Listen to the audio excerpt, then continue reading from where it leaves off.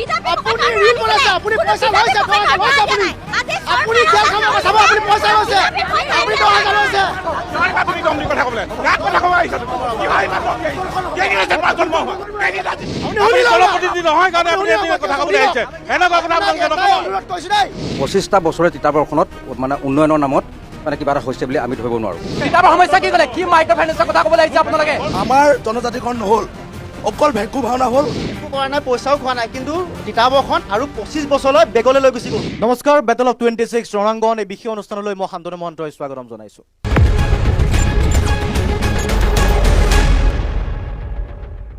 সন্মুখত নিৰ্বাচন আছে আৰু নিৰ্বাচনৰ প্ৰাকখনত আমি সমষ্টি আহি উপস্থিত হৈছোঁ। যোৰহাট জিলাৰ তিতাবৰ সমষ্টিত আমি উপস্থিত আছোঁ, যি তিতাবৰ সমষ্টিৰ বিশেষ গুৰুত্ব আছে। তৰুণ গগৈ, প্ৰাক্তন মুখ্যমন্ত্ৰী তৰুণ গগৈৰ লগত জড়িত নাম তিতাবৰ সমষ্টি। এই তিতাবৰ সমষ্টিৰ যোৰহাটত যিহেতু লোকসভা সমষ্টিৰ অন্তৰ্গত বৰ্তমানৰ যিগৰাকী সাংসদ গৌৰৱ গগৈও এই তিতাবৰ সমষ্টিৰ সাংসদ। তিতাবৰ সমষ্টিটো এনেকুৱা এটা সমষ্টি উজনি অসমত যিকেইটা সমষ্টি বিজেপিৰ দখলত নথকা এটা সমষ্টি, অৰ্থাৎ তিতাবৰ সমষ্টিৰ বিধায়কগৰাকীও হৈছে কংগ্ৰেছৰ ভাস্কৰ বৰুৱা।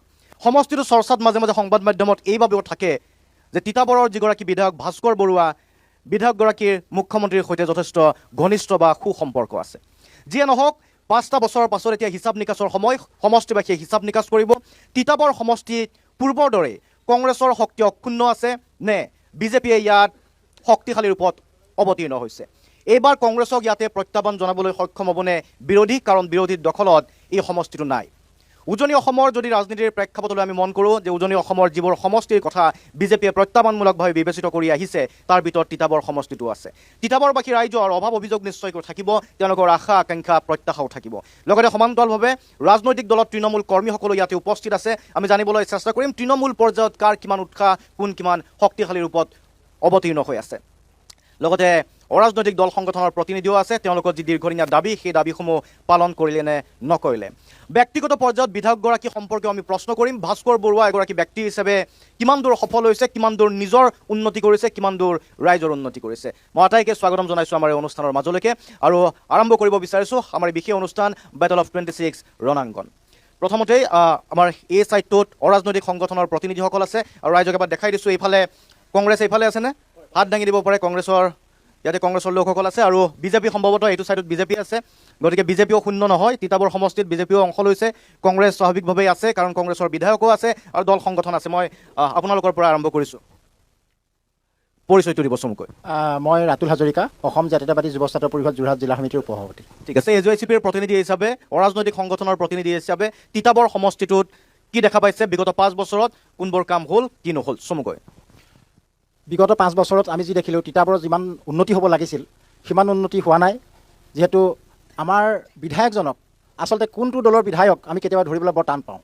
কেতিয়াবা এনেকুৱা লাগে তেখেতে যোৰহাটত গৈ দেখিব মুখ্যমন্ত্ৰীৰ লগত আসন গ্ৰহণ কৰে আৰু বৰ্তমান দেখিব তেখেতে গৈ গৌৰৱ গগৈৰ লগত আছে।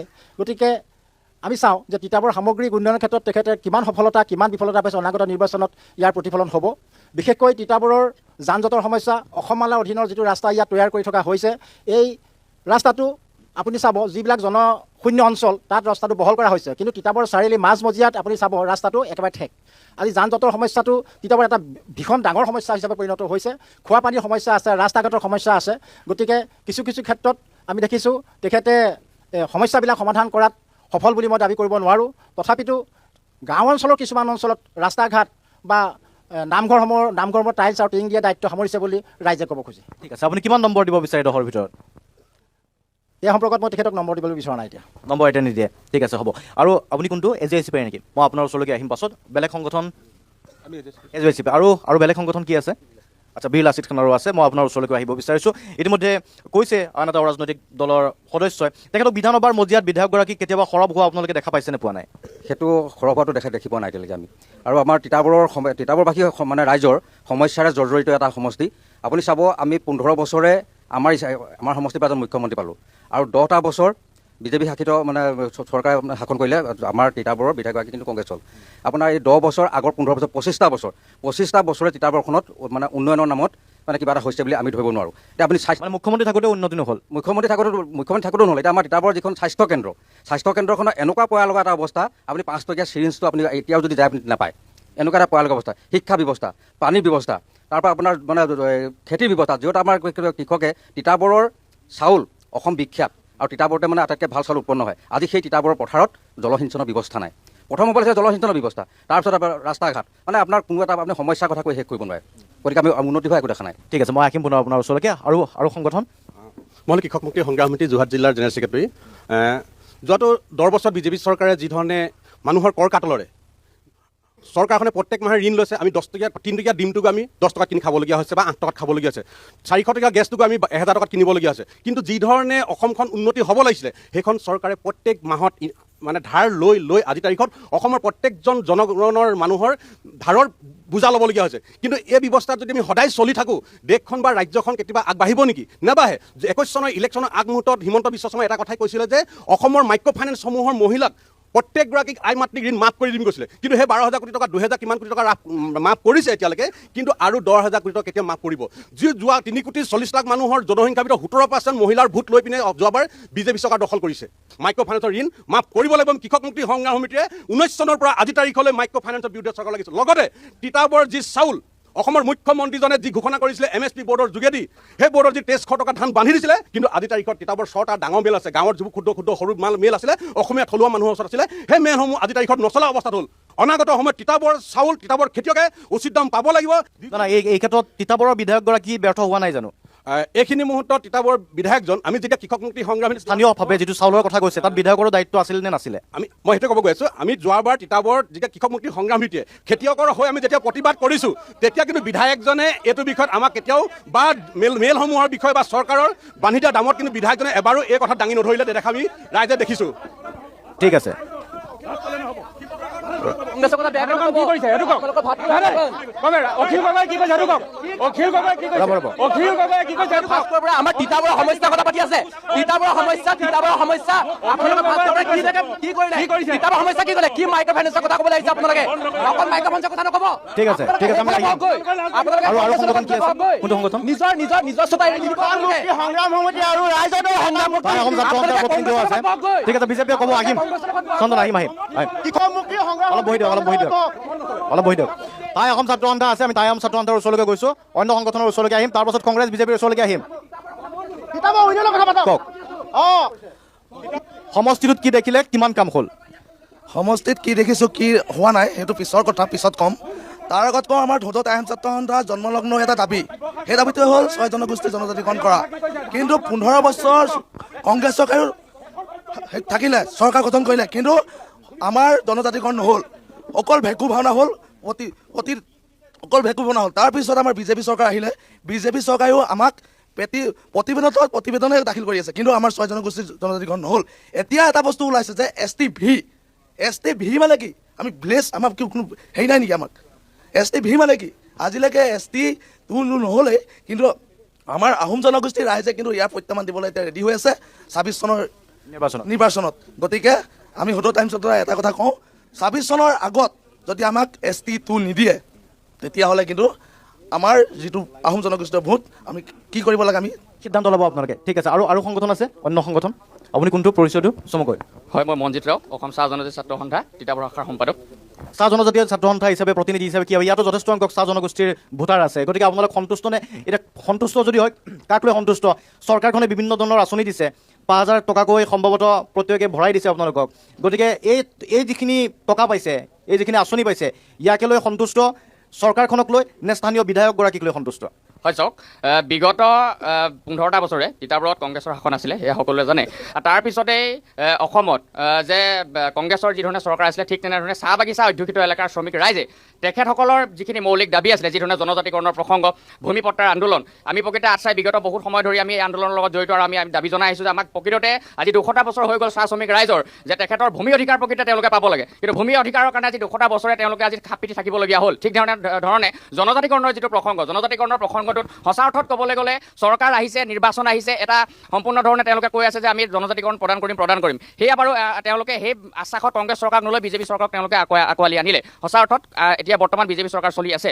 কিন্তু এক কথাত যদি আমি ক'বলৈ যাওঁ, যোৱাটো যি বিধানসভাৰ অধিৱেশন হৈ গৈছে, অধিৱেশনত STV, STP তেনেকুৱা ধৰণৰ যি ব্যৱস্থা গ্ৰহণ কৰিছে, যি ধৰণে ওলাইছে, প্ৰকৃততে চাহ শ্ৰমিক ৰাইজৰ জনজাতিকৰণৰ যিটো প্ৰসংগ, সেইটো প্ৰকৃততে নিৰ্বাচন আহি থাকিব, নিৰ্বাচন গৈ থাকিব, সেই তেনেধৰণে টোপ দি গৈ থাকিব নেকি? আৰু লগতে আপুনি যিটো 5,000 টকাৰ যিটো শ্ৰমিকৰ এটিকলি দুটিপাত আঁচনিৰ কথা কৈছে, সঁচা কথা, আমি আদৰণি জনাইছোঁ যে 5,000 টকা শ্ৰমিক ৰাইজক তেওঁলোকে দিছে বা তেওঁলোকে লাভ কৰিছে। প্ৰকৃততে এটা কথা আপুনি যদি নিজে চাবলৈ যায়, ভূমিপট্টাৰ আন্দোলন যি ধৰণে অসম চাহ জনজাতি ছাত্ৰ সন্থাই সুদীৰ্ঘ বছৰ ধৰি চলি আহিছে, কৰি আহিছে, এই ভূমিপট্টাৰ আন্দোলনৰ আজি ভূমিপট্টা দিম বুলি তেওঁলোকে চাহ শ্ৰমিক ৰাইজক ক'লে। ভূমিপট্টাৰ কাৰণে আমি প্ৰকৃততে উৎফুল্লিত যে চাহ শ্ৰমিক ৰাইজৰ 200 বছৰীয়া ইতিহাসত তেওঁলোকে ভূমিপট্টা পাব, নিজৰ অধিকাৰ তেওঁলোকে পাইছেনে পোৱা নাই এতিয়া পট্টা? বৰ্তমানে পোৱা নাই, তেওঁ লাভ কৰিব। কিন্তু এটা দুখৰ বিষয় যে তেওঁলোকক বাগিচাই গৈ প্ৰপত্ৰ মানে পূৰণৰ কাৰণে তেওঁলোকক হেৰি কৰিছে। প্ৰকৃততে নিৰ্বাচনৰ আগত প্ৰপত্ৰ পূৰণ কৰি তেওঁলোকক এটা প্ৰকৃততে আস্থা দিছে নে প্ৰকৃততে নিৰ্বাচনৰ পিছত প্ৰকৃততে ভূমিপট্টা আন্দোলন তেনেকৈ থাকি যাব? সেইটো আমাৰ প্ৰথম প্ৰশ্ন। আৰু এটা কথা আপোনালোকে উত্থাপন কৰিছে যে প্ৰকৃততে স্থানীয় বিধায়কজনক লৈ কিমান সুখী বা কেনেকুৱা ধৰণৰ কাম কৰিছে। সঁচা অৰ্থত যদি ক'বলৈ যাওঁ, অসম চাহ জনজাতি ছাত্ৰ সন্থাই বিগত সময়তো আপোনালোকে নিজে দেখিছে যে ভূমিপট্টাৰ আন্দোলন, চাহ শ্ৰমিকৰ বিভিন্ন সময়ত তেওঁলোকে দাবী আগবঢ়াই আহিছে, ভূমিপট্টাৰ আন্দোলন, মজুৰি বৃদ্ধি কৰি আহিছে। কিন্তু এক কথা যদি আমি ক'বলৈ যাওঁ, চাহ শ্ৰমিক ৰাইজে তিতাবৰ অঞ্চলত প্ৰকৃততে তিতাবৰ অঞ্চলৰ বিধায়কজনক লৈ একেবাৰে সুখী নহয়। সঁচা অৰ্থত ক'বলৈ গ'লে আপুনি নিজে যদি চায়, ভাস্কৰ জ্যোতি বৰুৱা ডাঙৰীয়া, মই যিখন চাহ বাগিচাৰ পৰা বৰ্তমান প্ৰতিনিধিত্ব কৰোঁ, নাৰায়ণপুৰ পাণবাৰী চাহ বাগিচাৰ গাতে লাগি থকা বৰুৱাজান চাহ বাগিচা যিখন আছে, বৰুৱাজান চাহ বাগিচাৰ মাজেৰে যিটো প্ৰকৃততে ৰাস্তা গৈছে, আজি 5টা বছৰ হৈ গ'ল, বাগিচা অঞ্চলৰ ৰাইজ, শ্ৰমিক লগতে গাঁও অঞ্চলৰ ৰাইজে ভাস্কৰ জ্যোতি বৰুৱাৰ ঘৰলৈ গৈ বিভিন্ন ধৰণে ৰাজহুৱাভাৱে নিবেদন কৰাৰ পিছতো সেই ৰাস্তাটো আজি পৰ্যন্ত পকীকৰণ নহ'ল বা পকীকৰণ হৈ আছে। কিন্তু বৰ্তমান খলা বমা ৰাস্তাত বাৰিষাৰ অৱস্থা প্ৰকৃততে চাহ শ্ৰমিক ৰাইজ সেই ৰাস্তা দি পাৰ হৈ যাব নোৱাৰে। তাৰ লগতে আৰু এটা কথা আপোনাক মই ক'ব বিচাৰোঁ আজি এই মঞ্চখনৰ পৰা, প্ৰকৃততে ভাস্কৰ জ্যোতি বৰুৱাৰ ওচৰলৈ যেতিয়া শ্ৰমিক ৰাইজ বা গাঁৱৰ ৰাইজ যেতিয়া যায়, তেখেতে প্ৰকৃততে আস্থা প্ৰকাশ কৰে, আস্থা দিয়ে যে মই প্ৰকৃততে খুব 5টা বছৰ মোৰ পাইছোঁ, মই কৰি দিম। লগতে তেখেতে এটা কথা কয়, বাগিচাৰ ৰাইজ, শ্ৰমিক ৰাইজৰ লগতে গাঁৱৰ ৰাইজে ভাস্কৰ জ্যোতি বৰুৱাক 5টা বছৰৰ বাবে বিধানসভালৈ প্ৰকৃততে তেখেতৰ নিজাববীয়াকৈ কাম কৰিবৰ কাৰণে পঠিওৱা নাছিলে। শ্ৰমিক ৰাইজৰ, বাগিচাৰ লগতে গাঁৱৰ ৰাইজক তেখেতে চৰকাৰী আঁচনি আনি তিতাবৰত উন্নয়নৰ কাৰণে প্ৰকৃততে পঠিয়াইছিলে। কিন্তু আজিৰ তাৰিখত তিতাবৰত পানীৰ সমস্যা হৈ থাকি গ'ল, ৰাস্তা ঘাটৰ সমস্যা হৈ থাকি। বুজি পাইছোঁ, ঠিক আছে। আৰু বেলেগ সংগঠন আছে নেকি? কোনটো সংগঠন? নমস্কাৰ, মই সদৌ অসম আদিবাসী ছাত্ৰ সন্থা যোৰহাট জিলা সমিতিৰ সাধাৰণ সম্পাদক নিতুল কুৰ্মী ডাঙৰী।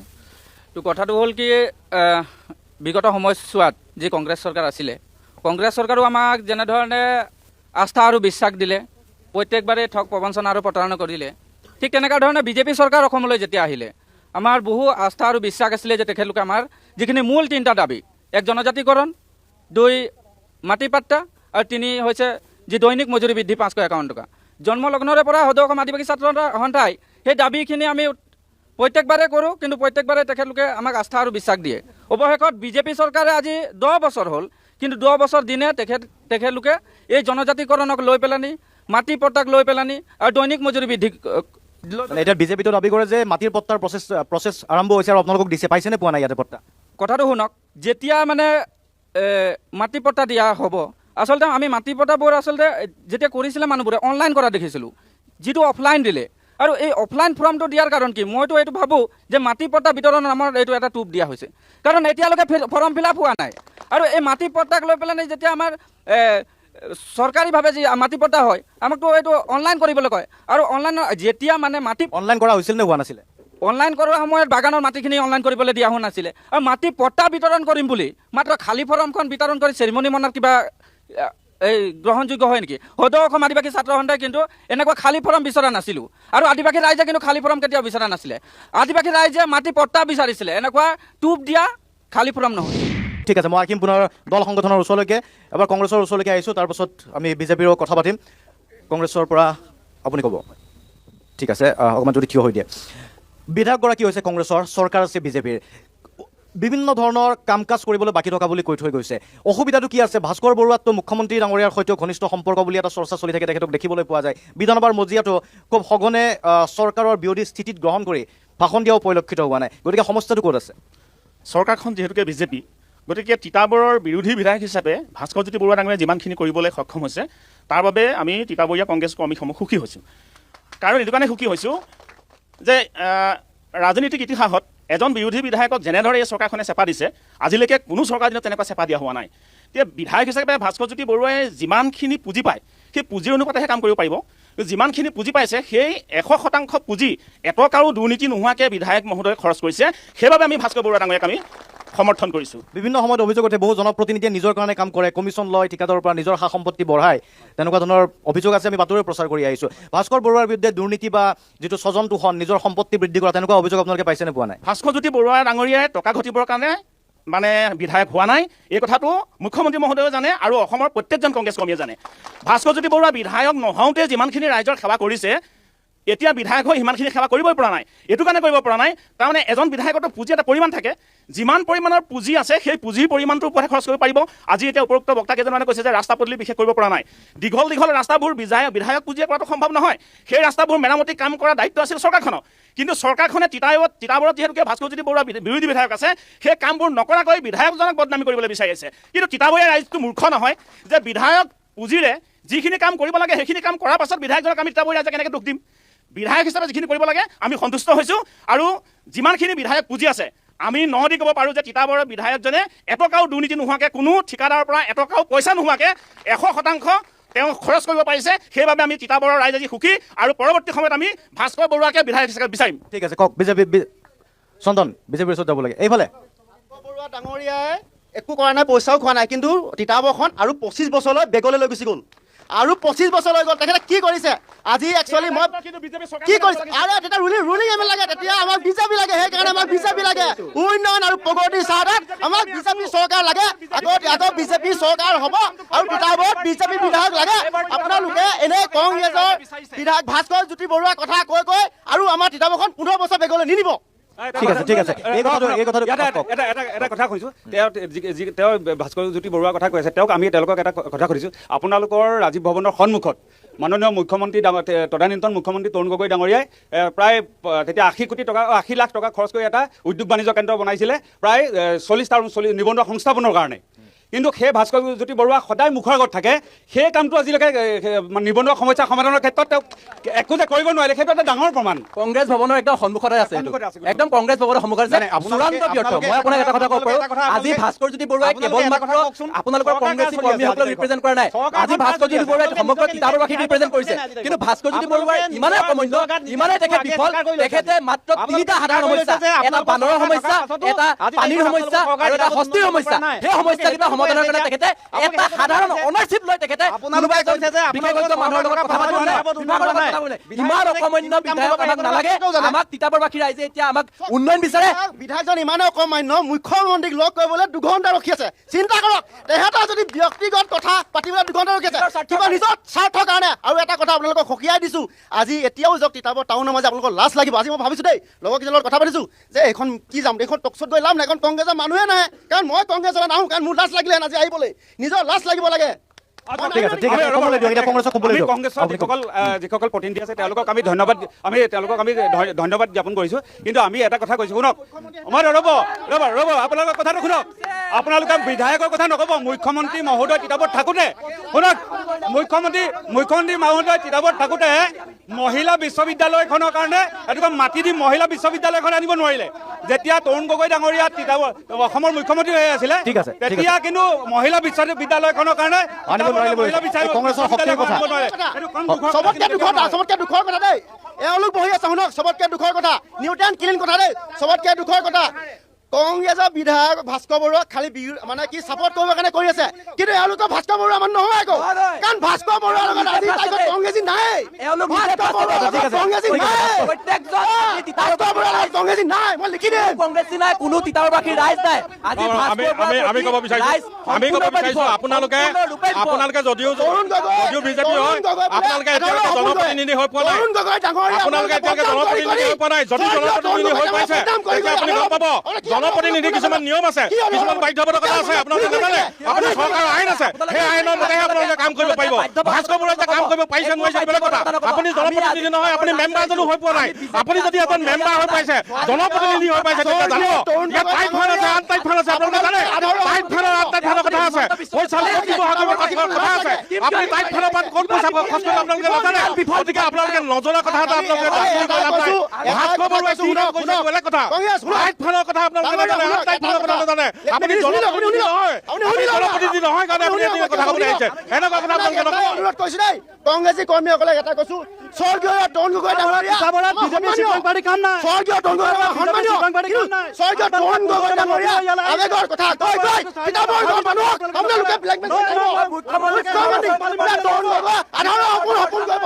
তৰুণ গগৈ বোলে আধাৰৰ সপোন আপোনালোকে পূৰ্ণ কৰে। কি কৰিছে আপোনালোকে? ঠিক আছে ঠিক আছে মুঠতে এটাই কথা, এইবাৰ তিতাবৰৰ বৃহত্তৰ ৰাইজৰ স্বাৰ্থত সকলোৱে বিজেপিৰ বিধায়ক জিকাটো ইয়াত বিচাৰিছে। ঠিক আছে। তিতাবৰত যিহেতু তিতাবৰত যিহেতু কংগ্ৰেছৰ বিধায়ক আছে আৰু তিতাবৰ সমষ্টিটোত কংগ্ৰেছে গৌৰৱ গগৈ ইয়াতে যথেষ্ট ভোট পাইছিল। এতিয়া প্ৰশ্ন হ'ল যে কংগ্ৰেছৰ সেই যিটো উৎসাহ সেয়া অক্ষুণ্ণ আছে নে এইবাৰ পৰিৱৰ্তনৰ দিশে যাব বিচাৰিছে? তেনেকুৱা ধৰণৰ প্ৰশ্নটো যথেষ্ট তিতাবৰবাসীৰ পৰা আৰম্ভ হৈছে। মই বিজেপিৰ ওচৰলৈকে আহিছোঁ। একচেণ্ট কংগ্ৰেছৰ ইয়াতে বিধায়ক আছে, কংগ্ৰেছৰ যে ইয়াতে শক্তি আছে এই কথাটো অস্বীকাৰ কৰিব নোৱাৰি, কাৰণ ইয়াৰ পৰা বিধায়ক হৈছে আৰু ইয়াতে সাংসদ বিজয়ী হৈ গৈছে। পৰিৱৰ্তন যদি হয় এবাৰ কি ধৰণে পৰিৱৰ্তন হ'ব? সমষ্টিবাহী সাজু হৈছে নে হোৱা নাই? প্ৰতিজন তৃণমূল পৰ্যায় বিজেপিৰ স্বাৰ্থত আছে। বিজেপি উন্নয়ন প্ৰগতি যিবিলাক কাম কৰিছে, আপুনি গাঁৱত যাব, প্ৰতিটো ৰাস্তা বনিছে। বিধায়ক আজি তিতাবৰ বিধায়কে কাম কৰা নাই, কিন্তু বিজেপি চৰকাৰৰ যিবোৰ ফাণ্ড প্ৰতিটো গাঁও বনিছে। চাহ জনগোষ্ঠী আদিবাসী এজনে কৈছে যে আমাক কি দিছে, তেওঁলোকৰ বাথৰুমলৈকে ৰাস্তা বনাই দিছে লাইনৰ মাজে মাজে। হে মই আপোনাক কৈছোঁ শুনক, আজি তিতাবৰ উন্নয়ন হৈছে চিফ বিজেপি চৰকাৰৰ কাৰণে। ভাস্কৰ বৰুৱা ডাঙৰীয়া হ'ল নিমাতী কন্যা, আৰু এওঁলোক ভাস্কৰ বৰুৱাৰ লগত নাই। মই কৈ দিলোঁ আপোনালোকক, দলীয় কৰ্মী আজি তাইকত ভাস্কৰ বৰুৱাৰ লগত নাই। ইহঁতি খালি স্বৰ্গীয়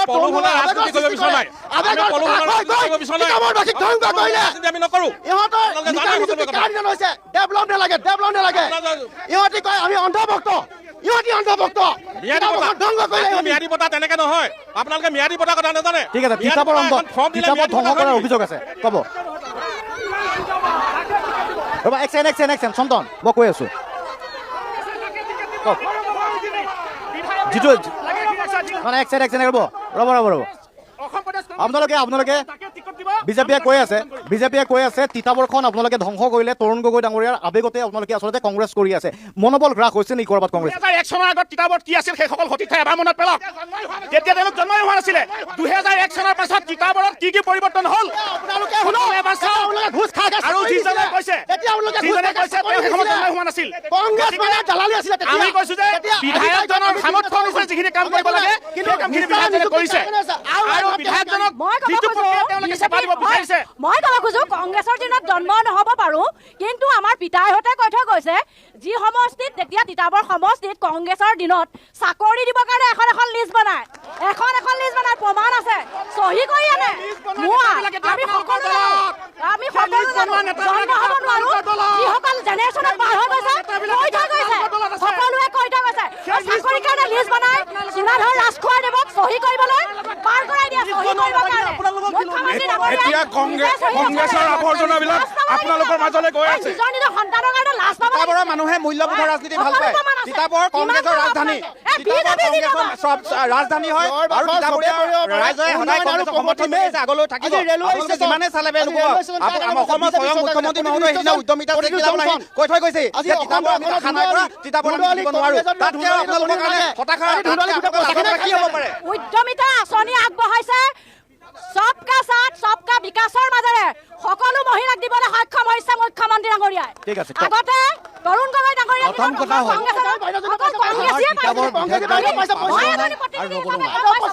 এক নম্বৰ কথা, তিতাবৰত মুখ্যমন্ত্ৰী থাকোঁতে এখন ৰেল ৰখাব নোৱাৰিলে, সেইটো সময়ত AJYJP বাকী সংগঠনসমূহে অৰাজনৈতিক সংগঠনসমূহে ৰেল ৰখাইছে। তিতাবৰত মুখ্যমন্ত্ৰী এখন ৰেল ৰখাব নোৱাৰিলে, সেই মুখ্যমন্ত্ৰী কাম কৰি আছে। আৰু 2 নম্বৰ কথা, বিধায়কগৰাকীৰ কথা কৈছে এখেতসকলে, বিধায়কগৰাকী পাবলৈও নাই আৰু ল'বলৈও নাই, এইটো সকলোৱে জানে। প্ৰথম কথা, বিধায়কগৰাকীয়ে কি কৰিছে, সেইটো এখেতসকলে দেখি আছে। ৰাস্তা উন্নয়ন কৰি আছে, সকলো দিশত উন্নয়ন কৰি আছে। ধন্যবাদ। ঠিক আছে বাইদেউ, এইফালে আহক। মানে একচেণ্ট আমি একচেণ্ট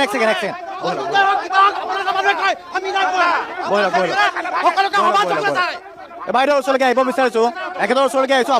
আপুনি এটা ভিডিঅ' বনাইছিলে, ভাইৰেল হৈ গৈছিল উদ্যমিতা আঁচনিৰ ক্ষেত্ৰত। এতিয়া কি মহিলাসকলে আঁচনি লৈ আছে, সেই আঁচনি আপুনি লৈছিল নে লোৱা নাছিল? মই লোৱা নাই, কিন্তু লোৱা নাই যিসকল যে কংগ্ৰেছে লৈছিলে, কি বিজেপি পকেটৰ পৰা দিছিলে নেকি? বিজেপি আপুনি ঋণ বনাইছে, আপুনি পইচা লৈছে, আপুনি জেল খাব চাব, আপুনি পইচা লৈছে, আপুনি টকা লৈছে, বিজেপি পইচা লৈছে, মনত ৰাখিব, পইচা লৈছে, আৰু মনত ৰাখিব, উন্নয়ন আৰু প্ৰগতিৰ স্বাৰ্থত বিজেপি হ'লে যে অকল বিজেপিয়ে ধন পাব লাগে বুলি কিবা ক'ৰবাত লিখা আছে নেকি? দেশৰ সংবিধানত প্ৰতিজন ভাৰতীয় নাগৰিকক ইমানে উন্নয়ন কৰিছে, খাবলৈ যোগ্য তেওঁলোকক দিবই লাগিব। বিজেপি ধন বুলি বেলেগ আকাৰ ঠিক আছে, কংগ্ৰেছ বিজেপিৰ প্ৰসংগ আছে আৰু অলপ আহিছোঁ আমি অৰাজনৈতিক সংগঠনৰ মাজলৈকে।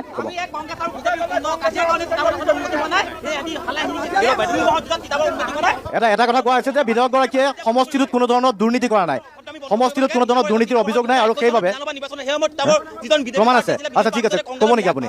আপুনি জানে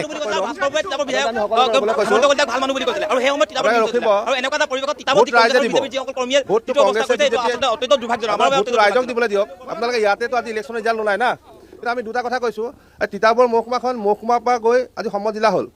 আজি তিতাবৰত এটা আৱৰ্ত ভৱন নাই, কিন্তু সেইটো কথাটো আজিলৈকে কংগ্ৰেছ হওক বিজেপি হওক কোনো চিন্তা কৰা নাই। তিতাবৰৰ পৰা নগাপাটলৈ যোৱা যিটো গৰালি ৰাস্তা, সেই ৰাস্তাটো দুখন গাড়ী ক্ৰছ কৰিব নোৱাৰে, সেই ৰাস্তাটো বহল কৰাৰ কথা চিন্তা কৰিব লাগিব। তিতাবৰৰ মাজত যিটো অসম মালা যোগেদি যিটো ৰাস্তা হৈ আছে ধুজৰালি, তাত নগৰৰ মাজত ঠেক হৈছে আৰু য'ত ৰাস্তাটো সিফালে আপোনাৰ বহল হৈছে, কিন্তু যান জঁট হৈছে, নগৰখনৰ কোনো ধৰণৰ ইয়াত উন্নতি নহয়।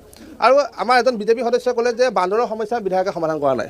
মই একদম কোনো পক্ষলৈ কোৱা নাই, কিন্তু বান্দৰৰ সমস্যাটো সেইদিনা বিধানসভাত মুখ্যমন্ত্ৰী ডাঙৰীয়াই তাৰ এটা উপায় বিচাৰিছে। গতিকে বান্দৰ হওক আৰু দ্বিতীয়তে আমাৰ যিটো বন্যহস্তী সমস্যা আছে তিতাবৰত, এইটো এটা জ্বলন্ত সমস্যা। প্ৰত্যেক বছৰে ইয়াত মানুহ মৃত্যু হয়, মানুহৰ ঘৰ দুৱাৰ ভাঙে, মানুহৰ খেতি পথাৰ নষ্ট হয়। গতিকে এই সমস্যাটোৰ ক্ষেত্ৰত অকল বিধায়ক বা চৰকাৰ দুয়োটা পক্ষই হওক সকলোৱে মিলি কাম কৰিব লাগিব। ইয়াত এনেকুৱা নহয় কোনোবা এজনৰ দায়িত্ব আছে, চৰকাৰৰ দায়িত্ব আছে, বিধায়কৰ দায়িত্ব এনেকুৱা নহয়। আমাক সমস্যাৰ সমাধান লাগে। আমি কংগ্ৰেছ বিজেপি কৰিবলৈ আমাৰ নাই, আমাৰ কথা তিতাবৰৰ সমস্যা সমাধান হ'ব লাগিব, তিতাবৰ উন্নত হ'ব লাগিব। আৰু যিখন মহকুমা অসমী চিকিৎসালয় আছে, এইখন আজিলৈকে 100খন বিচনাযুক্ত হৈ নুঠিলে, তাত এতিয়া আপুনি যাওক, এতিয়া তাত আপুনি চিকিৎসা কৰিবলৈ আপুনি ভালকৈ সুবিধা নাপাব। গতিকে তিতাবৰৰ বহুত সমস্যা আছে। এই সমস্যাখিনি ক্ষেত্ৰত কিন্তু যদি ভাবিছে যে বিৰোধী বিধায়ক আছে কাৰণে চৰকাৰে যি মাহিয়া দৃষ্টি চাইছে, এইটো কিন্তু আমি গৰিহণা দিছোঁ।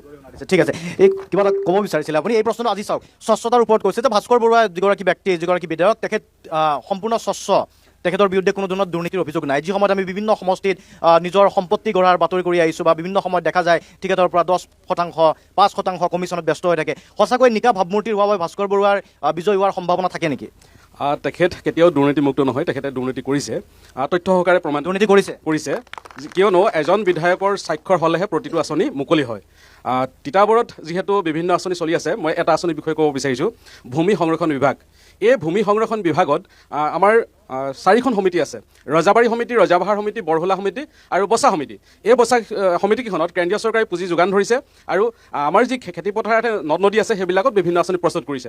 প্ৰস্তুত কৰাৰ লগে লগে সেই আঁচনিখন যিসমূহ বিল পাছ হয়, সেই পাছসমূহ স্বাক্ষৰ কৰিব লাগে বিধায়ক মহোদয়। আৰু তাত বিভিন্ন ফল মূলৰ বাগিচা আছে, সেই ফল মূলৰ বাগিচা ক'ৰবাত 4 লাখ টকা, ক'ৰবাত 12 লাখ টকা বৰহোলা অঞ্চলত। কিন্তু আপুনি যদি এখনো তাত সাংবাদিকসকল গৈ বিচাৰ কৰে, আমাৰ তিতাবৰ সতীৰ্থ সাংবাদিকসকলে বিচাৰ কৰিছে, আজিলৈকে এখনো তাত ফল মূলৰ বাগিচা নাই। কিন্তু সেই কামবিলাক সমিতিখন আছে, যিহেতু দিন হ'ল সেই সমিতিবিলাক গঠন কৰা, এখন সমিতি কাৰ্যকাল 5 বছৰ। গতিকে সেই সময়ত কিছু কংগ্ৰেছী ব্যক্তিয়ে সেই সময়ত অফিচৰ লগত যোগাযোগ থাকে কাৰণে ৰাজহুৱাভাৱে গঠন হয় যদিও সেই সমিতিখন কংগ্ৰেছসকলৰ প্ৰাধান্য বেছি পালে, কংগ্ৰেছৰ বিষয়বিলাক বেছি আছিল। কিন্তু সেই কামখিনি যেতিয়া সমিতিলৈ আহে, সেই কামখিনি কৰিছে আকৌ বিজেপি পালি নেতাবিলাকে। তেখেতলোকৰ পালি নেতাবিলাকে কৰি য'ত নদীৰ মাথাউৰি আছে, মাথাউৰি মাৰিছে, কৰাৰ পাছৰ পৰ্যায়ত তাত যদি মাথাউৰিটো বিচাৰি যায় নাপায়। গতিকে বিজেপি, এইটো কি কথা, কংগ্ৰেছ আৰু বিজেপিয়ে মিলি পইচাটো খাই দিলে নেকি? স্পষ্ট কথা। সেইটো কাৰণে বিজেপিয়ে আজিলৈকে তিতাবৰ জিকিব পৰা নাই আৰু কংগ্ৰেছৰ পালি নেতাবোৰে পইচা পাই আছে কাৰণে নিজৰ দলটো ভালদৰে চলাই আছে। এইটো 10 কোটি টকা যোৱা বছৰ চেংচন হৈছিলে, 10 কোটি টকা বিজেপিৰ কিছু সদস্যই জানে, কংগ্ৰেছৰ কিছু সদস্যই জানে। কিমান টকা?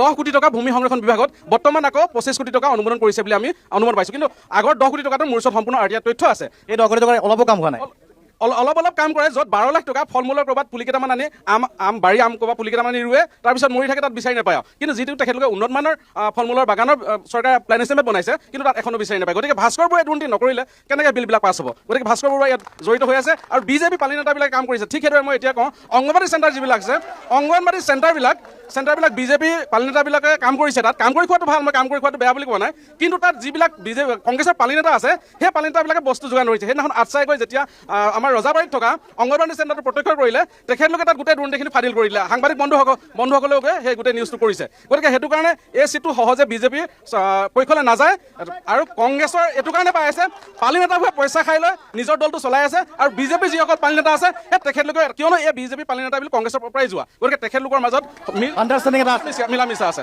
গতিকে আৰু শিক্ষাৰ ক্ষেত্ৰত ক'ব বিচাৰিছোঁ মই বৰহোলা যিহেতু আঞ্চলিকৰ সভাপতি যুৱ ছাত্ৰ পৰিষদৰ বৰহোলা এখন আমাৰ একমাত্ৰ মহাবিদ্যালয় সেই মহাবিদ্যালয়খন আমি বাৰম্বাৰ দাবী জনাই আহিছোঁ এতিয়া বিজেপি বা কংগ্ৰেছ বুলি নহয় পূৰ্বৰ পৰাই সেই মহাবিদ্যালয়খন আমি উন্নত বিচাৰিছিলোঁ কিয়নো আমাৰ তিতাবৰত এখন NN শইকীয়া কলেজত বিজ্ঞান বিভাগটো আছে কিন্তু বৰহোলাটো আমি বিচাৰিছিলোঁ চৰকাৰে যিহেতু শিক্ষাৰ ক্ষেত্ৰত গুৰুত্ব দিছে বৰ্তমান আধুনিক যুগত শিক্ষাৰ ক্ষেত্ৰত আগবাঢ়িব লাগে যদি সেই মহাবিদ্যালয়খনতে তাত কমেও 3-4খন হায়াৰ ছেকেণ্ডেৰী আছে সেই হায়াৰ ছেকেণ্ডেৰীবিলাক বিজ্ঞান বিভাগটো আছে কিন্তু বৰহোলা মহাবিদ্যালয়খনত এতিয়ালৈকে বিজ্ঞান বিষয়টো অন্তৰ্ভুক্ত নকৰিলে বাৰম্বাৰ দাবী জনাই থাকোঁ না কংগ্ৰেছে সেই ক্ষেত্ৰত আগভাগ ল'লে না বিজেপি আগভাগ ল'লে গতিকে তেখেতলোকে আঁচনিবিলাকৰ উপৰিও এই ক্ষেত্ৰত যদি গুৰুত্ব প্ৰদান কৰে বিজেপি হওক কংগ্ৰেছ হওক নিশ্চয় উঠি অহা প্ৰজন্মই এটা ভাল পথ দেখা পাব আৰু আমাৰ যিহেতু আগৰ বক্তাসকলে কৈ গৈছে তিতাবৰখন ধানৰ ক্ষেত্ৰতো আগবঢ়া আৰু বাঁহৰ ক্ষেত্ৰতো বিভিন্ন প্ৰজেক্টৰ ব্যৱস্থা আছে আমাৰ ইয়াত উদ্যোগৰ প্ৰয়োজন হৈছে গতিকে উদ্যোগ স্থাপন কৰিবৰ বাবে আমি আহ্বান জনাইছোঁ গুৰুতৰ অভিযোগ উত্থাপন কৰিছে যদি একেলগে মিলিজুলি ধন আত্মসাৎ কৰা হৈছে এইটোতো ভয়ংকৰ কথা এতিয়া আমি গালি পাৰি আছোঁ কিন্তু ভাগ বতৰা কৰি লৈ লৈছোঁ গতিকে কাকনো বুলি বা ককা তেনেকুৱা এটা কথা এটা হৈছে সময়ৰ চবৰে অভাৱ বিতৰ্ক কৰিব নাযাওঁ দুটামানে কথা ক'ম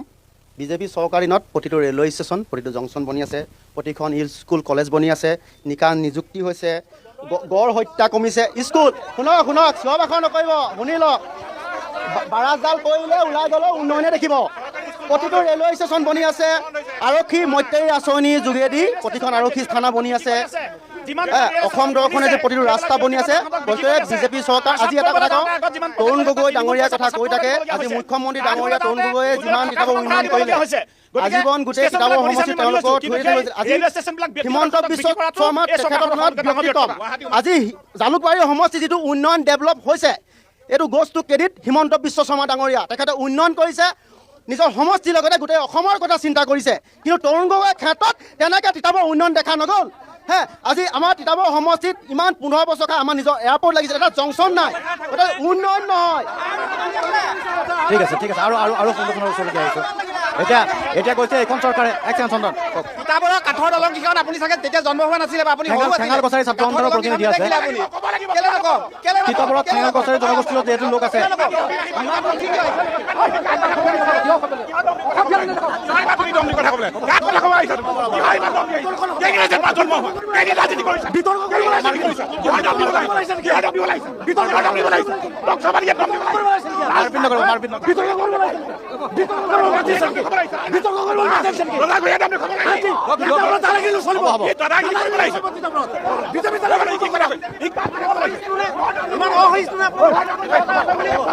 আলোচনা হ'ব বৈলক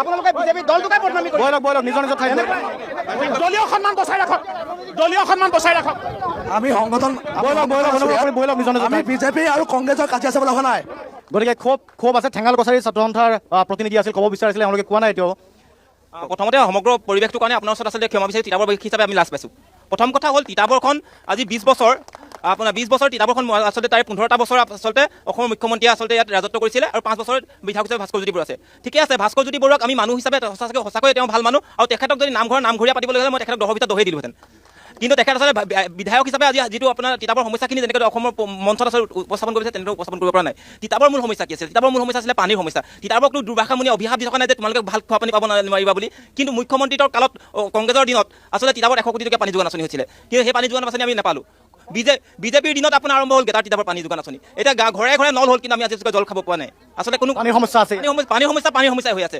তিতাবৰৰ মূল পথসমূহ আজিলৈকে আচলতে উন্নতি নহ'ল তিতাবৰ নৱালীটো ঠিকে বহল কৰিলে কিন্তু গোৱালিটো আজি আচলতে আছে ইমানে চফুত ঠেক গাঁৱৰ ৰাস্তাটোকে আচলতে ঠেক আৰু তিতাবৰ ঠিকে আছে ধুৰাইলটো বহল হ'ল কিন্তু মূল নগৰ অঞ্চলটোতে বহল নহ'ল তিতাবৰ হস্পিটেলখন বৰ ধুনীয়াকৈ বনাইছে তিতাবৰ হস্পিটেলখন আটক ধুনীয়াকৈ বনাইছে তাৰ বাবে ধন্যবাদ জনাইছোঁ কিন্তু হস্পিটেলখনৰ গৃহটো ঠিকে আছে ঘৰটো আচলতে হঠাতে ধুনীয়াকৈ বনাই তাৰ কিন্তু ভিতৰত আন্তঃগাঁথনি বুলিবলৈ একোৱেই নাই তিতাবৰ হস্পিটেলখনত যিকেইজন ডক্টৰ আছে আচলতে ডক্টৰকেইজনক মোৰ লাজ লাগে আমাৰ গাঁৱৰ প্ৰবীণ খুৰাই তাতকৈ ভাল দৰৱ দিয়ে আচলতে তেওঁলোকে দৰৱ দিবলৈ তেওঁলোকে আচলতে গুগলত চাৰ্চ কৰিব লাগে পানী লগা দৰৱ দিবলৈ হ'লে কিয় ডক্টৰ নহয় নেকি তেওঁলোক আচলতে তিতাবৰ যিখন যোৰহাটৰ যিখন মেডিকেল কলেজৰ আচলতে শিক্ষাৰ্থীসকলক আধাখিনি আনি থৈ দিয়ে তাত কোনো ধৰণৰ ইমাৰ্জেঞ্চি ডক্টৰ নাই তাত আপোনাৰ হেৰি নাই তাৰ যিখন আপোনাৰ হুইল চেয়াৰ আছে হুইল চেয়াৰকেইখন ঠেং এটা ভঙা সৰহখিনি হুইল চেয়াৰ তেনেকুৱা তাত কোনো ধৰণৰ থাকিবলৈ কোনো ধৰণৰ কোনো কথা নাই গোটেই আচলতে কামখিনি আচলতে তেনেধৰণৰ হৈছে গতিকে তিতাবৰ সমস্যা আচলতে কংগ্ৰেছ বিজেপি ঠিকে কাজিয়া লাগিছে তেওঁলোকে আপুনি কোৱাৰ দৰে উঠনি আচলতে আমাৰ ব্যাসদেৱ ডাঙৰীয়ে ধুনীয়াকৈ কৈছে যে তেওঁলোকে পইচাটো খাব মই ধুনীয়াকৈ মিলা মিছা কৰে কিন্তু তিতাবৰ সমস্যাখিনি আচলতে তিতাবৰ হস্তি মানুহৰ সমস্যা তিতাবৰ আচলতে যিখিনি আমাৰ বান্দৰৰ সমস্যাখিনি হ'ল কোনো ধৰণৰ সমস্যা নহ'ল আৰু ঠিক তেনেদৰে এটা জনগোষ্ঠীয় সকলে যিখিনি সমস্যা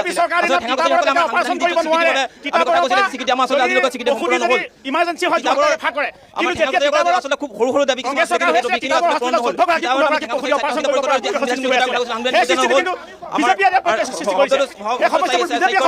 আচলতে কোনো এটা সমস্যা আচলতে সমাধান নহয় আৰু ঠিক আছে আহিম ধন্যবাদ ঠেঙাল গছৰে ছাত্ৰ সন্থাৰ প্ৰতিনিধিয়ে কৈছিলে কোনটো সংগঠন আছিল চুতীয়া ছাত্ৰ সন্থা ৰাইজৰ দলে ক'ব চুতীয়া ছাত্ৰ সন্থাৰ প্ৰতিনিধি আছে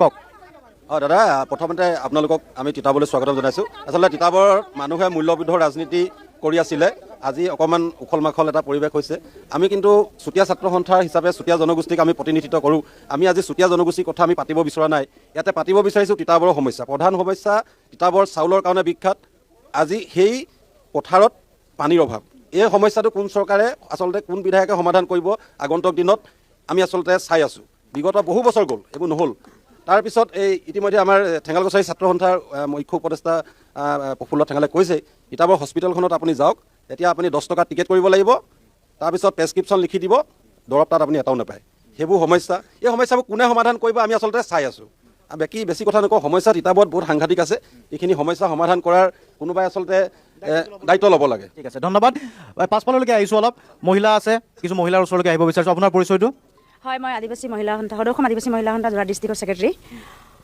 কি দেখিছে আদিবাসী মহিলা হিচাপে এটাতো হৈছে কি মহিলাৰ কথা আছে মহিলা সবলীকৰণৰ কথা আছে চৰকাৰে মহিলাৰ বাবে বিভিন্ন আঁচনি দিছে মহিলা সবল হোৱা বুলি কোৱা হৈছে গতিকে এই আঁচনিসমূহে লাভান্বিত কৰিছে নিৰ্বাচনৰ ক্ষেত্ৰত চৰকাৰ একে চৰকাৰ বিচাৰিছে নে কিবা পৰিৱৰ্তনৰ দেখা পাইছে হয় প্ৰশ্নটো ঠিকেই কৰিছে সবলীকৰণ মানে সবলীকৰণ অৰ্থ কি মানে মই জানিব বিচাৰিছোঁ যিসকলে বৰ্তমান বিজেপি যিসকল কৰ্মকৰ্তাসকল আছে বা কংগ্ৰেছৰ যিসকল কৰ্মকৰ্তাসকল সবলীকৰণ মানে কি প্ৰথম কথা এইটো সবলীকৰণ মানে কি আৰু আদিবাসী ৰাইজে বা আদিবাসী এগৰাকী মহিলা হিচাপে আদিবাসী সমাজৰ বা আচাৰ শ্ৰমিক হিচাপে মানে আমাৰ মৌলিক দাবীসমূহ কি আছিল মানে চৰকাৰলৈ প্ৰথম নম্বৰ 1 আছিলে যে আমাৰ জনজাতিকৰণ কৰা 2 নম্বৰটা আছিলে যে আমাক দৈনিক ৱেজ দৈনিক হাজিৰা আৰু মাটি পট্টা তো এইখিনিতো হোৱাই নাই তো আমি কেনেকৈ গম পাম ইয়াত মানে কিবা এটা সবলীকৰণ হৈছে আৰু আজিৰ দিনত মই যিহেতু মই বাগানৰ হয় গতিকে মই বাগানৰ কথাকে ক'ম যিহেতু তিতাবৰ বেছিভাগ বাগানেই তিতাবৰ সমষ্টিত জড়িত হৈ আছে তো সেই হিচাপে আমি জ্ঞাত হয় যে তিতাবৰ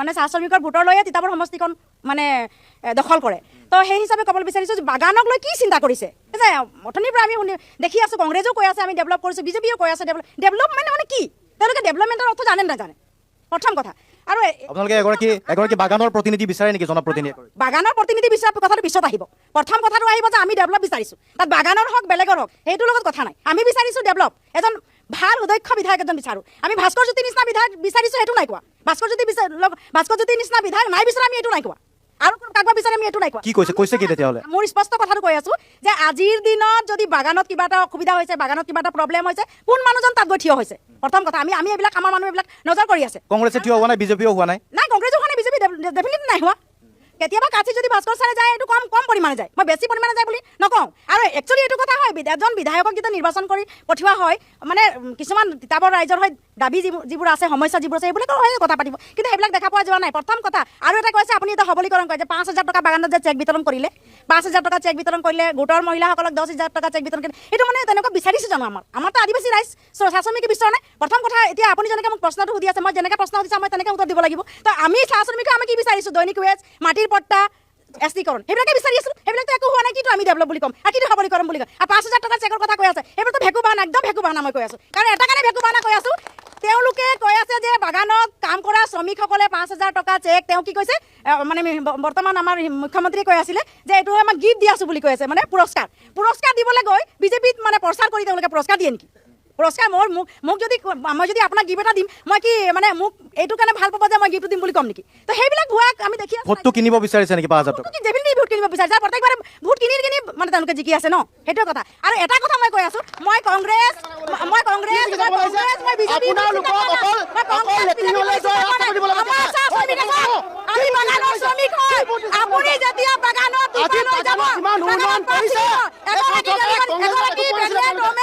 যেতিয়া দুপা লৈ যাব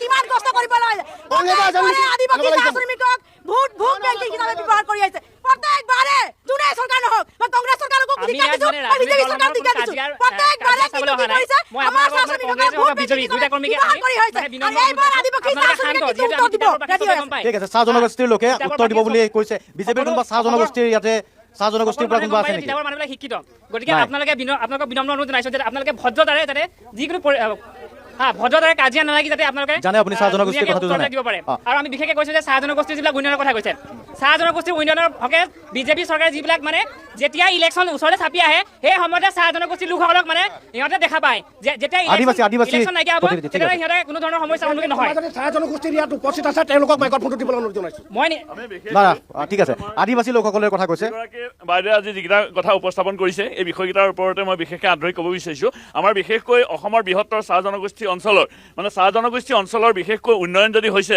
আমি ভাৰতীয় জনতা পাৰ্টীৰ যি সময় 2014 চনত কেন্দ্ৰত বা 2016 চনত অসমত যেতিয়া চৰকাৰ হৈছে তেতিয়াৰ পৰাই বিশেষকৈ উন্নয়নৰ ৰূপৰেখাবিলাক দেখিবলৈ পোৱা গৈছে বিশেষকৈ আমি ধৰি লওক বাগানৰ যিটো লাইন বুলি কোৱা হৈছিলে ময়ো বাগান অঞ্চলৰ একেবাৰে কাষতে মই জন্ম হৈছে গতিকে মই আজি বাগান অঞ্চলৰ নহ'ব পাৰোঁ কিন্তু মই জন্ম বাগান অঞ্চলৰ গতিকে বাগানত যিটো আপুনি লাইনৰ কথা কোৱা হৈছে বিগত সেই কংগ্ৰেছ চৰকাৰৰ সময়ত কোনোদিনে বাগানৰ লাইনৰ পকীকৰণৰ কথা চিন্তা কৰা হোৱা নাছিল গতিকে বাগানৰ ৰাস্তাৰ পকীকৰণৰ যিটো ব্যৱস্থা এই ব্যৱস্থাটোৰ পৰাই ক্ৰম অনুসাৰে আমি একেধৰণে পথৰ উন্নয়নৰ তাৰপিছত আজি 200 বছৰ আপোনালোকে ৰাস্তাৰ কথা কৈছে আপোনালোকে ৰাস্তাৰ কথা কৈছে এই ফটোখন চাই লওক এই ফটোখন চাই লওক আপোনালোকে ৰাস্তাৰ কথা কৈ থাকে বেছি এম্বুলেন্স ঠেলিয়ে ল'ৰা ছোৱালী গৈছে হাতীপৰা চাহ বাগিচা হাতীপৰা চাহ বাগিচা ল'ৰা ছোৱালী গৈছে বোকাত গৈছে এম্বুলেন্স ঠেলিছে চাহ শ্ৰমিক আদিবাসী ৰাইজে এম্বুলেন্স ঠেলিছে এম্বুলেন্স ঠেলিছে বিজেপি চৰকাৰ কৰে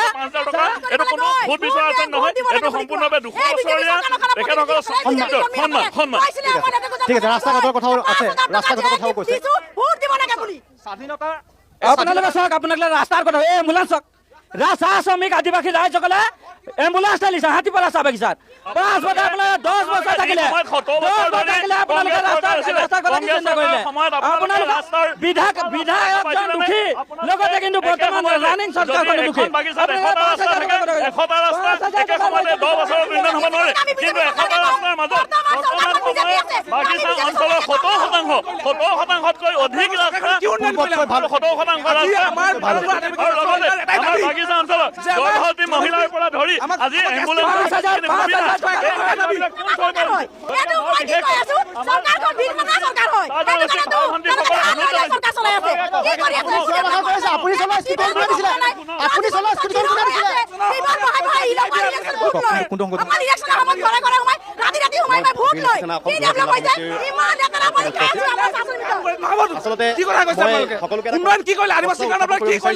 এজন জনপ্ৰতিনিধি বৰ্তমান আপোনালোকৰ চৰকাৰ আছে বিধায়কজনো দুখী আচলতে এজন বিধায়কে হওক বা এজন মুখ্যমন্ত্ৰীয়ে হওক আচলতে কোনো দলক তেওঁ প্ৰতিনিধিত্ব কৰি তেখেতে হেৰি নকৰে আচলতে এটা সাংবিধানিক পদমৰ্যাদা আচলতে বিধায়কে বা হওক বা আমাৰ মুখ্যমন্ত্ৰীয়ে হওক তেখেতৰ কাম কৰা যদি ইচ্ছা থাকে আমি সাধাৰণ ৰাইজ হিচাপে তিতাবৰীয়া সাধাৰণ ৰাইজ হিচাপে আমি প্ৰত্যেকটো খোজতে আমি এটা কথা বিশ্বাস কৰোঁ যে দেখি তেখেতৰ কাম কৰা ইচ্ছা থাকে তেখেতে বিজেপিয়ে হওক বা কংগ্ৰেছে বিশেষভাৱে ভূমিকা ল'ব পাৰে আচলতে যিহেতু কংগ্ৰেছৰ বিধায়কজন আমাৰ তিতাবৰৰ বিধায়কজন কংগ্ৰেছৰ তাৰ কিন্তু সমান্তৰালভাৱে তিতাবৰ সমষ্টিত 10 বছৰ সাংসদ বিজেপিৰ আছিল তিতাবৰ টাউন কমিটি আমাৰ বিজেপিৰ শাসনাধীষ্ঠ আছে তাৰ সমপৰ্যায়ত ঠেঙাল কছাৰী স্বায়ত্তশাসিত পৰিষদ বিজেপিৰ শাসনাধীষ্ঠ চৰকাৰ আছে গতিকে এই ক্ষেত্ৰত তিতাবৰৰ সাধাৰণ ৰাইজ হিচাপে আমি তিতাবৰৰ সাধাৰণ ৰাইজ হিচাপে বহুতো জ্বলন্ত সমস্যাৰ সন্মুখীন হৈ এই সমস্যাসমূহ সমাধান কৰা নাই আচলতে দুয়োটা পক্ষই কেৱল বিজেপিয়ে কংগ্ৰেছক বদনাম দিছে আৰু কংগ্ৰেছে বিজেপিক বদনাম দিছে আচলতে জনপ্ৰতিনিধি এজনে যিসমূহ সমস্যা সমাধান কৰিব লাগে এই সমস্যাসমূহ সমাধান কৰাৰ ক্ষেত্ৰত সম্পূৰ্ণৰূপে বিফল হৈছে এই ক্ষেত্ৰত আমি বিজেপিয়ে হওক বা কংগ্ৰেছক আমি দুয়োটা পক্ষই দোষাৰোপ কৰিছোঁ আৰু নিৰপেক্ষ স্থিতি হিচাপে আমি বিভিন্ন সমস্যাৰ সন্মুখীন হৈছোঁ আৰু এই সমস্যাসমূহ সমাধান কৰাৰ ক্ষেত্ৰত বিশেষভাৱে ভূমিকা ল'ব ধন্যবাদ জ্ঞাপন কৰিছোঁ ঠিক আছে ৰাইজৰ দলে কোৱা নাই এতিয়ালৈকে ৰাইজৰ দলে কোৱা নাই এবাৰ ৰাইজৰ দলে কওক তাৰপিছত আমি যাম আকৌ কংগ্ৰেছ বিজেপিয়ে ক'ব অলপ ৰওক কওক সমষ্টি তিতাবৰ মিত্ৰতাত যদিও এতিয়ালৈকে অহা নাই, একেলগে বিৰোধী হিচাপে আপোনালোক আছে, গতিকে বিৰোধীৰ এগৰাকী বিধায়ক আছিল, সেই বিধায়কগৰাকী এই সমষ্টিটোত ব্যৰ্থ হোৱা বুলি বিজেপিৰ অভিযোগ, এইবাৰ সলনি হ'ব লাগিব বুলি কৈছে। আৰু তাৰ বিপৰীতে কংগ্ৰেছৰ কথা হ'ল কি নিকা আৰু স্বচ্ছ। চাওক, এজন বিধায়কে সকলো কাম কৰিব নোৱাৰে, সেইটো ঠিক। আৰু এতিয়া কংগ্ৰেছ আৰু বিজেপি বা অন্যান্য দল সংগঠনে সকলোৱে কৈছে যে কিছু ক্ষেত্ৰত বিধায়কজন সফল হৈছে আৰু কিছু ক্ষেত্ৰত বিফল হৈছে। মই এই কথাটো ক'বলৈ যাওঁ, এতিয়া চৰকাৰ যিহেতু বিজেপি চলি আছে আৰু এতিয়া যিহেতু চৰকাৰ চলি আছে, গতিকে বিজেপি চৰকাৰখনে নিৰ্বাচনৰ আগত এটা প্ৰতিশ্ৰুতি দিছিলে যে 6 জনগোষ্ঠীক জনজাতিকৰণ কৰিব। সেই কথাটো কিন্তু বিজেপি চৰকাৰখনে আজিলৈকে নকৰিলে। আৰু মাটিৰ ম্যাদী পট্টাৰ কথা কৈছিলে, কিন্তু ম্যাদী পট্টা আজিলৈকে হোৱা নাই। আৰু চাহ শ্ৰমিকসকলক এতিয়া তেখেতলোকে চাহ শ্ৰমিকসকলক বহু উন্নয়নৰ কথা কৈছে। চাহ শ্ৰমিকসকলৰ 351 টকা হাজিৰা কৰিব বুলি সেই বিজেপি চৰকাৰ নিৰ্বাচনৰ আগত কৈছিলে, কিন্তু আজিলৈকে নহ'ল। এতিয়া তিতাবৰত কৈ আছে যে বিজেপিসকলে কৈ আছে যে তিতাবৰত মুখ্যমন্ত্ৰী তৰুণ গগৈ থকাৰ দিনত বহুত দুৰ্নীতি হৈছিলে। সঁচা কথা, তৰুণ গগৈ 15 বছৰ দিন শাসনত তিতাবৰত দুৰ্নীতি হৈছে, ৰ'ব হাত চাপৰি মাৰিব। কিন্তু আটাইতকৈ ডাঙৰ কথাটো কি যে তিতাবৰত দুৰ্নীতি কৰা কংগ্ৰেছৰ দিনত দুৰ্নীতি কৰা 99% এতিয়া কিন্তু বিজেপি। আৰু আজি তাৰিখত সত্য, আজি তাৰিখত বিজেপি সেই দুৰ্নীতি বেয়া পোৱাৰ কাৰণে সেই দুৰ্নীতি বেয়া পোৱাৰ কাৰণে তেওঁলোক বিজেপিলৈ আহিছিলে। বিজেপিত এতিয়া তেওঁলোক সেই দুৰ্নীতিৰ সৈতে জড়িত নাই। আমি ৰাইজৰ দলে আপোনালোকে জানে যে এতিয়া মিত্ৰতাৰ কথা চলি আছে, গতিকে আমি এইবাৰ বিজেপি চৰকাৰখনক ওপৰুৱা মিত্ৰতা হওক নহওক বেলেগ কথা, মিত্ৰতা হওক নহওক বেলেগ কথা। বিজেপি আপোনালোকে এটা কথা দেখিলে, আজি অসমৰ সকলো মানুহে দেখিলে যে বিজেপি আৰএছএছৰ জৰিয়তে সংস্কাৰী দল বুলি তেখেতলোকে কয়। আজি তেখেতলোকৰ বিজেপি এজন কৰ্মকৰ্তাই কংগ্ৰেছক মাৰিবৰ কাৰণে খেদি গৈছে, এয়াই তেখেতলোকৰ সংস্কাৰ। গতিকে বিজেপি চৰকাৰ অহাৰ লগে লগে গুণ্ডাগিৰি আৰম্ভ হৈছে, বিজেপি চৰকাৰ অহাৰ লগে ঘৃণাৰ ৰাজনীতি চলিছে। ঠিক আছে, নহয় মই ৰাইজৰ দলৰ জাতীয় যুৱ বাহিনীৰ সাংগঠনিক সম্পাদক। আপুনি আমাৰ ওচৰত অহাই নাই, ঘূৰি ঘূৰি আহি আছো। আপুনি গোটেই চিষ্টেমটো কৈছো আপুনি কাটি অহাৰ কাৰণে আমাৰ তিতাবৰলৈ কি কৰিব লাগে?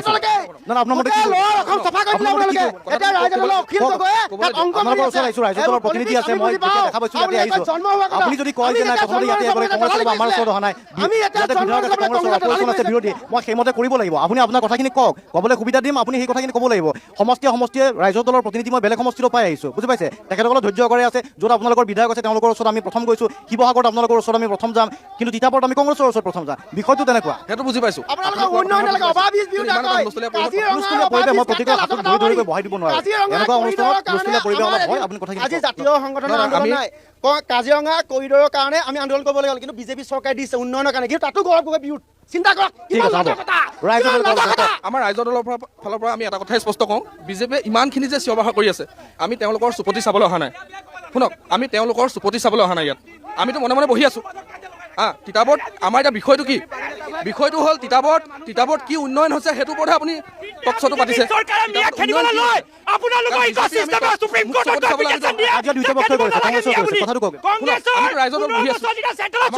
কংগ্ৰেছেও কাজিয়া কৰিছে, বিজেপিও কৰিছে, ৰাইজৰ দল বহি আছে। অসমত সোমাইছিলে এই কথাটো আপোনালোকে জানে নে নাজানে? আৰু এটা কথা ক'ব লৈছো, চৰকাৰ নবনাওঁতে ইয়াত গুণ্ডাগিৰি চলিছে। চৰকাৰ হোৱাৰ পিছত কি হ'ব আমাৰ তিতাবৰখনত, সেইটো এটা গুৰুত্বপূৰ্ণ কথা। আৰু দ্বিতীয় কথা, আমাৰ ইয়াত যিখন কাজিয়া হৈ আছে, আমি কাজিয়া কৰিবলৈ নাই অহা, আমি ইয়াত মিত্ৰ কৰিবলৈ আহিছোঁ। গোটেই হ'ব আমি এটা উন্নয়নৰ কথা পাতিবলৈ আহিছোঁ। ইয়াত কোনো কাজিয়া চাবলৈ নাই অহা, ইয়াত ঘুচিয়া ঘুচি চাবলৈ নাই অহা। আমি ইয়াত হৈ আছে ঘুচিয়া। এতিয়া যুৱ প্ৰজন্মৰ প্ৰতিনিধি হিচাপে কিমানখিনি কাম হৈছে, উপাৰ্জন আহিছে নে অহা নাই নতুনৰ মাজত? উপাৰ্জনৰ কথা ক'বলৈ গ'লে প্ৰথম কথা, আমাৰ যিখিনি মিডল ক্লাছৰ মানুহ একদম মাধৰ মাৰি দিছে বিজেপি চৰকাৰৰ কথা কৈছোঁ, একদম মাধৰ মাৰি দিছে। লোৱাৰ ক্লাছখিনিয়ে কিবা এটা পাইছে, আপাৰ ক্লাছখিনিয়ে পাইছে। উচ্চ শিক্ষাৰ কথাটো ক'লে হ'ল, উচ্চ শিক্ষাৰ ছাত্ৰ ছাত্ৰীসকলে উচ্চ শিক্ষাৰ সুবিধা পাইছে নে পোৱা নাই? বিল্ডিং কেইটা বনালে উচ্চ শিক্ষা প্ৰদান কৰা নহয়। প্ৰথম কথা, মাষ্টৰো ভাল আনিব লাগিব, শিক্ষক ভাল হ'লেহে শিক্ষয়িত্ৰী ভাল হ'ব, মেডিকেলখন চাৰিব। যিখন স্কুলত শিক্ষকে আৰু ষ্টুডেণ্টে একেলগে চিগাৰেট টানি থকা দেখা যায়, সেইটো এখন চৰকাৰৰ দিনত কি উন্নয়নৰ কথা ক'বলৈ আহিছে? বিজেপি চৰকাৰ সম্পূৰ্ণ বিফল হৈছে দেই উন্নয়নৰ ক্ষেত্ৰত। ঠিক আছে, আপোনালোকে মিয়া খেদি বুলি কোৱা কাৰণে ভোট দিছিলে, কিন্তু মিয়া খেদিব নোৱাৰে।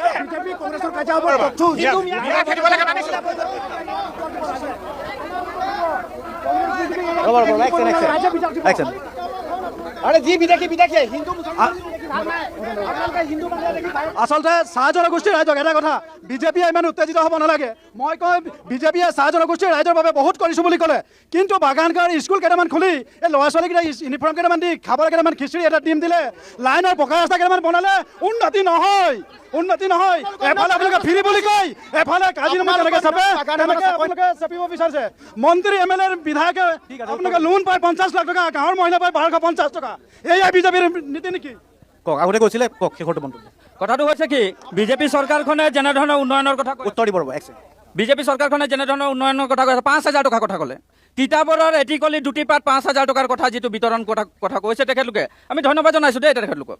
কিন্তু বিজেপি চৰকাৰখনে যি এটিকলি দুটি পাত আঁচনি বিতৰণ কৰিছে নহয়, পাৰ্মানেণ্ট মানুহ বঞ্চিত হৈছে, তাৰ বিৰুদ্ধে কিন্তু বিজেপি কৰ্মীৰ ৱাৰ্ড মেম্বাৰৰ ল'ৰা ছোৱালী পাইছে। কোনে ক'ব এই কথাটো? আমাৰ ওচৰত ডাটা আছে, আমি এপ্লিকেশ্যন কৰিছোঁ।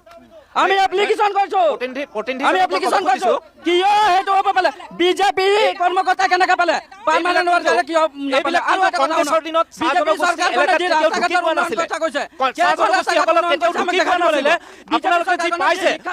গণ্ডগোল আছে সেইখিনি পৰৱৰ্তী সময়ত নিশ্চয় পাব। আগৰ সময়ছোৱাত কংগ্ৰেছৰ দিনত কেতিয়াও ঢুকি পোৱা নাছিলে, মাত্ৰ ভোট বেংক হিচাপত চাহ জনগোষ্ঠীসকলক ব্যৱহাৰ কৰা হৈছিলে। কি ক'ব বিচাৰিছিল কওক। আমি আজি যিটো মঞ্চ তৈয়াৰ কৰিছে এডমিন নিউজৰ যোগেদি, কিন্তু একচুৱেলি আমি তিতাবৰ কংগ্ৰেছ বিজেপি আচলতে এইসকলক দুখ দিয়ে, এইটো কাৰণে লাভ নাই। আজি মই ৰাজনীতি দলত যদি থাকোঁ, মই কাইলৈ বেলেগ এটা দলৰ কাৰণে সদায় প্ৰস্তুত হৈ থাকোঁ। সেইকাৰণে এই ব্যৱস্থাত আমাক এতিয়া দল সংগঠনৰ মানুহবিলাকে বা এনেকুৱা মঞ্চখন নিবিচাৰে কেতিয়াও। কিন্তু তাৰ লগতে এটা কথা ক'ব বিচাৰোঁ, আজিৰ তাৰিখত এই বিজেপি চৰকাৰে তিতাবৰক লৈ মই কথাটো কৈছোঁ, তিতাবৰত বিজেপি চৰকাৰে যিধৰণে বাগানৰ চাহ শ্ৰমিকসকলক বা আদিবাসী ভাইসকলক বাগানৰ প্ৰত্যেকটো গলিলৈকে লাইনলৈকে যিধৰণে ৰাস্তা পকা কৰি দিছে, কিন্তু বিজেপি চৰকাৰে বা যোৱা 10 বছৰ যিজন সাংসদ আছিলে, কিয় গাঁৱৰ ৰাস্তাবিলাক বনাব নোৱাৰিলে? ভাস্কৰ বৰুৱাই ৰাস্তা বনাই দিব পৰা নাই। আমি প্ৰত্যেক দল সংগঠনে ইয়াৰ বিৰুদ্ধে আমি প্ৰতিবাদ কৰি আছোঁ অফিচ কাছাৰীৰ যোগেদি। 2 বছৰ হ'ল তিতাবৰত কি কৰিছে সেইটো কৈ দিয়ক। বৰ্তমানৰ সাংসদজনৰ 2 বছৰ হ'ব, কি কাম কৰিলে সেইটো আপুনি কওক। এটা কথা কওক, যিগৰাকী বিধায়ক আছে বিধায়কগৰাকীৰ কথাও ওলাইছে, একেগৰাকী বিধায়কে কংগ্ৰেছৰ প্ৰাৰ্থী পোৱাটো বিচাৰে নে কিবা বেলেগ দাবী আছে? আমি যদি দলে দিয়ে, ঊৰ্ধ্বতম কৰ্তৃপক্ষ যদি তেখেতক দিয়ে, আমাৰ কোনো আপত্তি নাই, আমি সেই ক্ষেত্ৰত সুখী। এইগৰাকী বিধায়ককে দিলে সুখী হ'ব। আগৰ দৰে কংগ্ৰেছৰ শক্তি আছে বুলি ভাবে সমষ্টিটোত? আছে তিতাবৰ কংগ্ৰেছৰ ৰাজধানী, আৰু তিতাবৰত সদায় কংগ্ৰেছৰ বিজয় ধ্বজা উৰিব। ধন্যবাদ জ্ঞাপন কৰিছোঁ। তিতাবৰ কংগ্ৰেছৰ ৰাজধানী, এইবাৰো পৰিৱৰ্তন নহয়। মোক এটা বাক্যৰ ভিতৰত শেষ কৰি নিশ্চয় পৰিৱৰ্তন হ'ব, আৰু সেই পৰিৱৰ্তন নতুন যি ল'ৰা ছোৱালী যিবিলাকে চাকৰি পাইছে 1 টকাও নোহোৱাকৈ তেওঁলোকৰ পৰা। ঠিক আছে, ধন্যবাদ জ্ঞাপন কৰিছিলোঁ। তিতাবৰ সমষ্টিত আহি উপস্থিত হৈছিলোঁ। তিতাবৰ সমষ্টি কংগ্ৰেছৰ দুৰ্গ বুলি তেওঁলোকে দাবী কৰি আহিছে, আৰু কংগ্ৰেছৰ দুৰ্গত যিগৰাকী বিধায়ক ভাস্কৰ বৰুৱা বৰ্তমানৰ কংগ্ৰেছৰ বিধায়ক, আৰু ইয়াতে স্থানীয় সমস্যাসমূহৰ ওপৰত আমি কথা পাতিবলৈ চেষ্টা কৰিছিলোঁ যে তেওঁলোকে প্ৰকৃততে কি কি সমস্যা সমাধানৰ ক্ষেত্ৰত সফল হৈছে, আৰু ইয়াতে বিশেষকৈ কৰিবলৈ পাইছে যথেষ্ট চিঞৰ বাখৰ হুলস্থুলীয়া পৰিৱেশ। আমি তিতাবৰৰ পৰা বিদায় লৈছোঁ নিৰ্বাচনৰ প্ৰাকক্ষণত মেডেল অফ 26ৰ পৰা। পৰৱৰ্তী সময়ত আমি লৈ যাম